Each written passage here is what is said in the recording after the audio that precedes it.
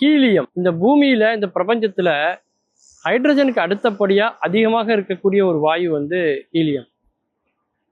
இத ஒரு 150 வருஷத்துக்கு முன்னாடி தான் நாம கண்டுபிடிச்சிருக்கோம்.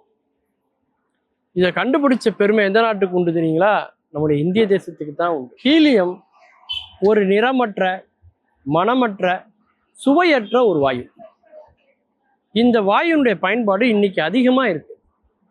அதாவது இன்னைக்கு இருக்கக்கூடிய தகவல் தொழில்நுட்ப புரட்சி, எல்லா விதமான முன்னேற்றம், விஞ்ஞான முன்னேற்றத்துக்கு எது காரணமா இருக்கு அப்படின்னா இந்த ஹீலியம் தான் காரணமா இருக்கு. ஹீலியம் அப்படிங்கிற வார்த்தையை வந்து பார்த்தீங்கன்னா சூரியனை குறிக்கக்கூடிய ஒரு கிரேக்க சொல், அதிலிருந்து வந்தது தான் இந்த ஹீலியம் அப்படிங்கிற வார்த்தை.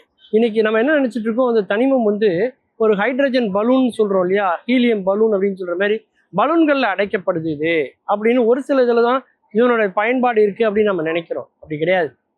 சுவாச கோளாறுகள், சுவாச பிரச்சனைகள் யாருக்கெல்லாம் இருக்கோ அவர்களுக்கான கருவிகள் தயாரிப்பதில், மருந்துகள் தயாரிப்பதில் இந்த ஹீலியத்தினுடைய பங்கு பெரும் பங்கு.